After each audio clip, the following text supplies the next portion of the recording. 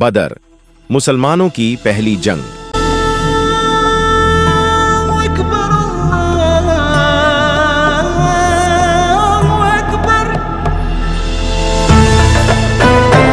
क्या आपने कभी सोचा है, एक छोटी सी कौम जिसकी तादाद सिर्फ 313, सामने एक ऐसा दुश्मन, ताकतवर, संगठित और 3 गुना बड़ा।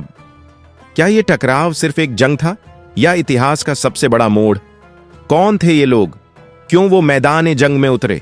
क्या वो जीत के लिए लड़े या सिर्फ अपने रब पर यकीन रखते हुए? क्या आपने बदर का नाम सुना है? नहीं? तो आइए वक्त के पर्दे उठते हैं।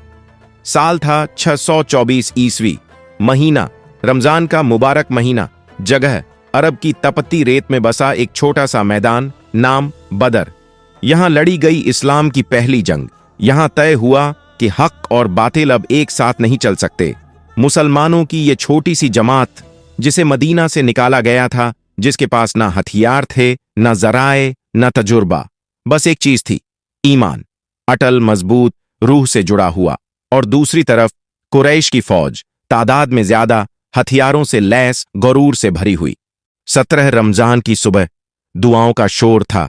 नबी पाक सल्लल्लाहु अलैहि वसल्लम ने अपने रब से फरियाद की, ऐ अल्लाह, अगर आज ये छोटी सी जमात हार गई तो फिर तेरी इबादत करने वाला कौन रहेगा? फिर क्या था? आसमानी मदद आई, फरिश्ते उतरे, और वो जंग जो इंसानों के हिसाब से नामुमकिन थी, ईमान वालों के नाम हुई। बदर सिर्फ एक जंग नहीं थी, ये सब्र, यकीन और कुर्बानी की सबसे बड़ी मिसाल थी। ये वो दिन था जब इतिहास ने देखा कि कामयाबी तादाद से नहीं बल्कि नियत और जज्बे से मिलती है। आज जब हम अपनी जंगों को देखते हैं, जिंदगी की, समाज की, सच्चाई की, तो सवाल ये नहीं कि हमारे पास कितना है, सवाल ये है, क्या हमारे पास वो बदर वाला यकीन है जहां से हक की रोशनी फैली,